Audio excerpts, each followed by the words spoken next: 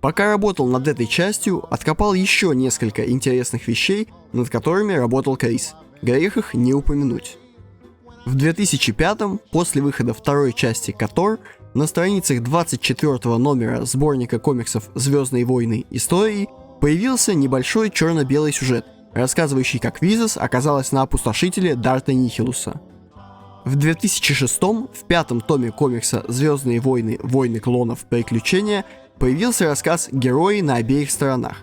Как можно понять из названия, даже в 20-страничном комиксе Авилон умудрился протолкнуть свое видение вселенной, где нет четкого разделения на хороших и плохих.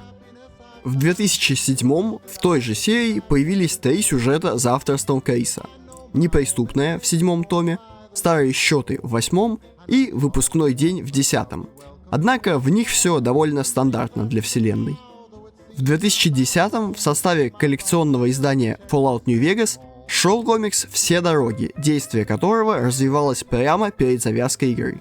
А в 2016-м в составе сборника из 5 рассказов, написанных разработчиками Pillars of Eternity для более глубокого понимания мира игры, был «Дом Ваэля».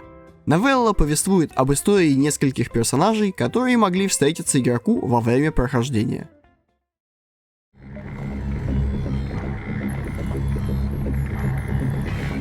В прошлый раз мы остановились в 2015 году, когда Крис, разругавшись с руководством, покинул Obsidian.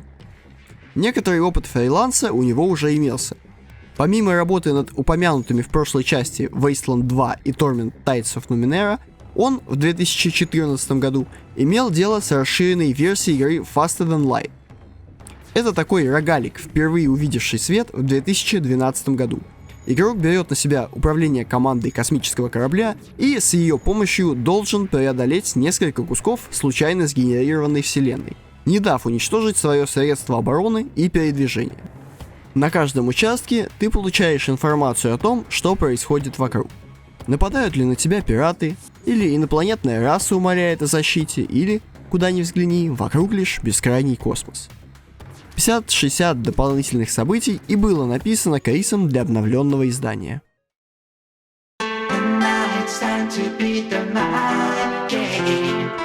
В апреле 2013 года Авилон сидел в самолете, держащем курс на игровую выставку PAX East. По удачному стечению обстоятельств в этом же самом самолете летел Рикардо Бейер, ведущий дизайнер Arcane. Оказалось, что им очень нравится творчество друг друга, так что когда Бейер предложил когда-нибудь поработать вместе, Крис согласился. Разработка Prey тогда только началась, так что до написания сценария было еще далеко. Сначала предстояло определиться с видением игры, ее настроением, посылом, дизайном и прочим. Через некоторое время, когда появилось какое-никакое видение проекта, Рафаэль Колантонио, креативный директор, позвал Криса в проект.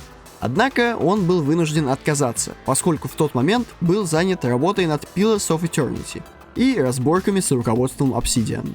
В 2015-м, после своего ухода из Obsidian, Авилон спросил у Рафаэля, в силе ли предложение. Так Крис и стал одним из сценаристов Prey.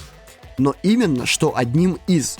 Вопреки распространенному мнению, сюжет игры написал не Авилон, а Рикардо Бейер. Крис занимался прописыванием второстепенных персонажей, побочных миссий и внутриигровых записок. Например, им были написаны сюжетные линии Доктора Игвы и Екатерины Илюшиной, одних из важнейших персонажей игры, ведь именно через них игрок узнает о прошлом протагониста. Моган. Авилон оказался полезен команде не только в качестве наемного сценариста, но и как опытный геймдизайнер. Он с самого начала указывал на важность ответных действий. Любой поступок игрока, любое взаимодействие с персонажами должны вызывать какой-то отклик. Крис хотел, чтобы в игровом мире знали о ваших поступках, и эта идея прекрасно ложилась в наш общий замысел.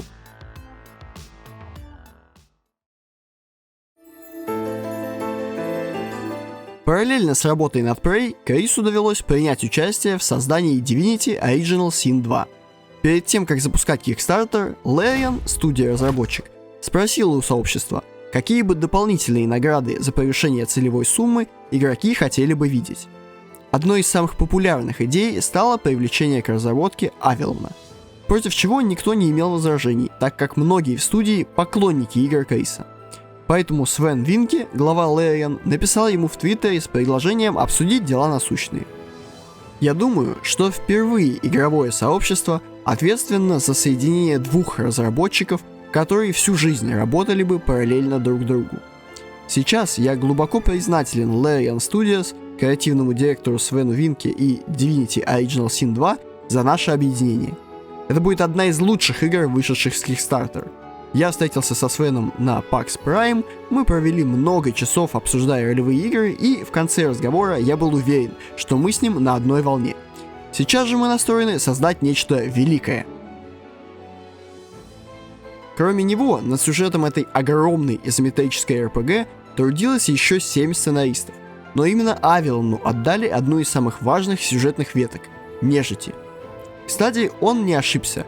Divinity Original Sin 2 стала, если не самой, то одной из самых высокооцененных игр с Kickstarter. 93 балла из 100.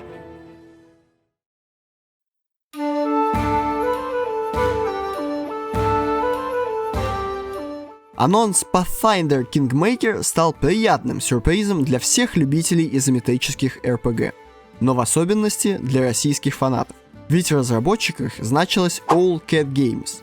Студия, основанная в Москве ветеранами российского игростроя, выходцами из Невал, создателями таких культовых игр, как Аллоды, Операция Silent Storm и, конечно, Heroes of Might and Magic 5. Еще большим сюрпризом стала новость о том, что почти с самого начала разработки к команде присоединился легендарный в ролевых кругах Крис Авилон. В первую очередь он выполнял роль консультанта. Все идеи команды сценаристов на каждом этапе проходили через него. Также он входил в команду, которая прорабатывала основные арки и базу сценария. От Криса мы получили несколько очень интересных идей про основных антагонистов, философскую подоплеку событий игры и элементы подлинной концовки. Он просматривал и комментировал практически все сюжетные тексты в игре, что было особенно ценно в начале, когда сценаристы притирались друг к другу и вырабатывали общие принципы работы. Ну и очевидно, что Крис писал сам. В частности, один из компаньонов, Гоблин Нок-Нок, вышел из-под его пера. Кроме того, на его плечи легла адаптация текста для американской аудитории. Еще Крис помогает адаптировать тексты игры для западной аудитории. Это не просто редактура. Достаточно сложно перевести художественный текст с одного языка на другой, особенно когда речь касается чего-то, где очень много специфических терминов. При этом Крис занимается созданием гайдлайнов для редакторов, которые работают с ним. Мол, вот так делать надо, а вот так ни в коем случае. В общем, работа непростая и отлично подходит профессионалу такого уровня. Игра, конечно, получилась не идеальной. Засилие багов на релизе, дисбаланс боевой системы, высокий порог вхождения. Часть проблем подлатали, часть осталась, но образцовый сюжет все так же радует игроков, как в день выхода, 25 сентября 2018 года.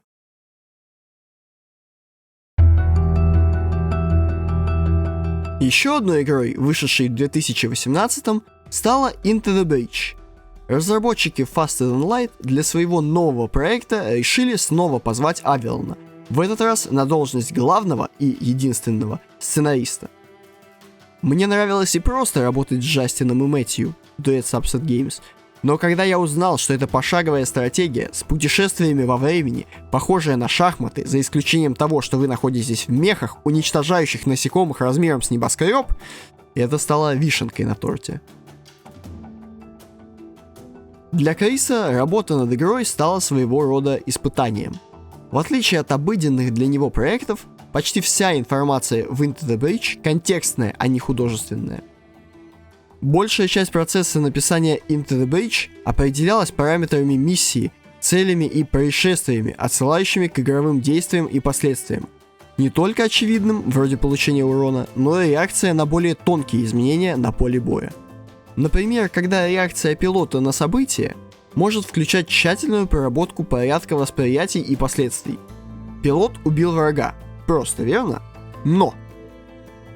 Этот враг был убит прямым уроном, не ударом об гору или отбрасыванием в него другого существа. Этот враг мог быть врагом любого типа – робот, век. Это было одно убийство, ни один другой враг не умер.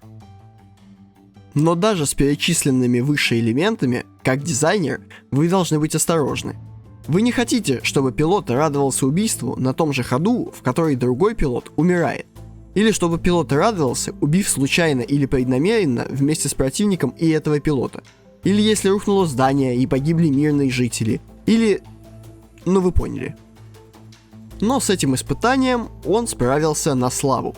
Into the Breach получила множество хвалебных отзывов, а кроме того стала лучшей игрой для ПК за 2018 год по версии Metacritic. В промежуток времени с 2015 по 2020 Avalon успел не раз побывать консультантом и дополнительным сценаристом. Уделю по паре строк таким проектам. В 2016 вышла Averfall, пошаговый RPG-рогалик. Одной из фишек игры стал конструктор приключений, инструкцию к которому Крейс и написал. Но эта фишка игру не спасла. Ее приняли не слишком хорошо, но и не слишком плохо. В 2018 на виртуальных полках Steam появилась Underworld Ascendant. Игра создавалась основателями жанра Immersive Sim, поэтому фанаты уже находились в предвкушении. Однако что-то пошло не так. За прорвой багов и лагов игроков ожидала просто посредственная игра. В мире, где даже хорошие игры в жанре продаются небольшими тиражами, Underworld Ascendant прошла совсем незамеченной. И по делам. В том же году вышла печально известная Overkill's The Walking Dead.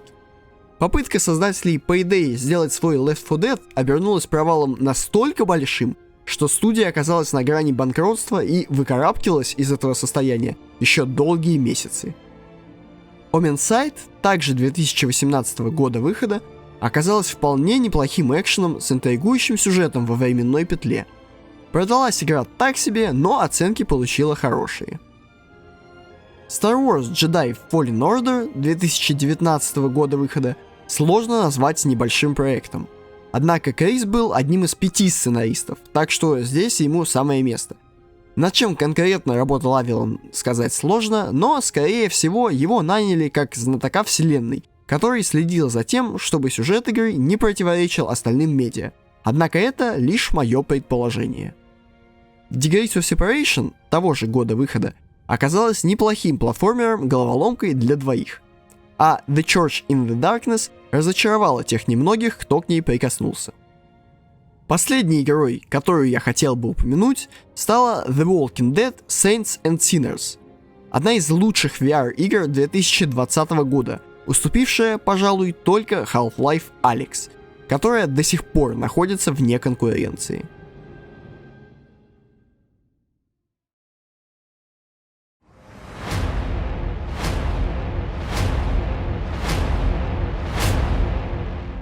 2020 год для Криса Авелона начался прекрасно. Работа над Dying Light 2, которую он же и презентовал на E3 2018. Написание сценария к Vampire the Masquerade Bloodlines 2. Проработка лора для ремейка System Shock, а также помощь в создании Pathfinder Wrath of the Writers. И это только большие проекты из тех, о которых было известно. Впоследствии год стал портиться. Новая неизученная болезнь, маршем прошедшая по всему миру, закрытие границ, локдаун, дефицит полупроводников, подорожание техники, продолжать можно еще долго. Но конкретно для Криса год окончательно был испорчен в одночасье. Я не люблю копаться в грязном белье, поэтому делать этого и не буду.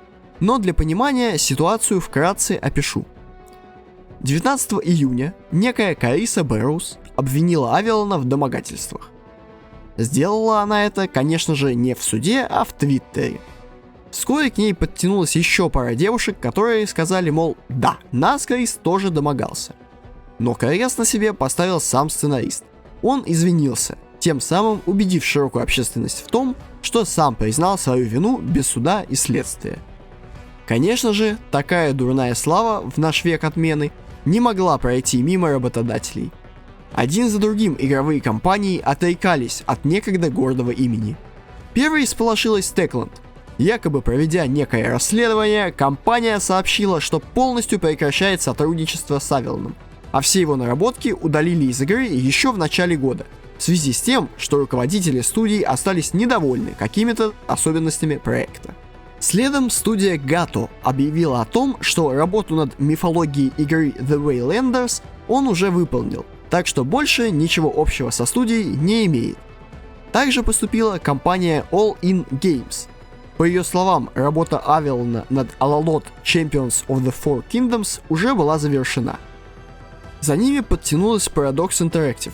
Издательство заявило, что при разработке Vampire the Masquerade Bloodlines 2 сотрудничество с Крисом завершилось еще на ранних этапах, и с тех пор курс игры сменился, не оставив ничего от наработок именитого сценариста.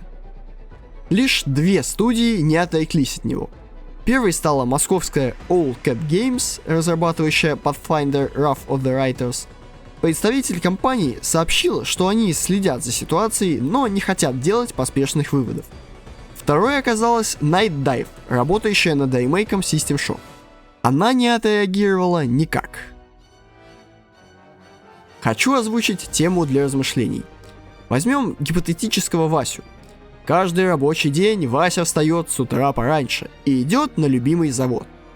На входе он любуется на свою фотографию с подписью «Гордость предприятия» и идет работать. Вася часто спрашивают, в чем секрет, как он добивается такой продуктивности. Никто просто не может поверить, что секрета нет, и Васе действительно так нравится его работа. А работа эта приносит пользу всем. Государство получает налоги, а завод его продуктивный человек и часы. Но в жизни нашего гипотетического Васи происходит несчастье. Завистники, собравшись небольшой группой, обвиняют его в том, что 5 лет назад он на них жадно посмотрел. Обвинение, конечно же, выдвигается не в суд, а в Одноклассники. Нарисовывается вопрос, нужно ли заводу Васю уволить. Я считаю, что до тех пор, пока суд не посадил человека за решетку, он должен иметь возможность приносить пользу обществу. Ведь как строитель приносит пользу, строя здание, так и сценарист или актер приносит пользу, развлекая. А это тоже человеческая потребность. Но мы несколько отошли от темы. После нескольких попыток извиниться, последние из которых были совсем уж депрессивными, Крис пропал с радаров. И лишь спустя год радиомолчания появился вместе с иском в суд за клевету с огромной доказательной базой, собранной за прошедшее время. Криса потребовала аннулировать дело, однако ее же свидетель опроверг слова Бэрроуз. Дело вроде как еще не закрыто, но у Авилона все шансы на восстановление справедливости. Если кому интересно, в описании будут ссылки на материалы по делу, но они все на английском. Радует, что хоть кто-то смог отбиться от безосновательных твиттерских обвинений, но на самом деле заложником своего имени Крис стал еще до отмены. Безусловно, он проделал колоссальную работу за годы работы вне студий, успел потрудиться над таким количеством игр, которое не у каждого именитого разработчика найдется в портфолио. В конце концов, стал одним из немногих успешных сценаристов-фрилансеров. Его нанимали, в том числе и с целью продвижения своего проекта громким именем. Но вот, если задуматься, то последней его авторской работой, закладыванием своих мыслей и идей, не в отдельные ветки диалогов, а в саму концепцию игры, стала Fallout New Vegas. Последняя, по-настоящему значимая работа Криса вышла уже 12 лет назад. Так что я очень надеюсь на то, что ему удастся успешно обелить свое имя, проучить виновных и сесть, наконец, за собственный проект, который так много раз он пытался начать.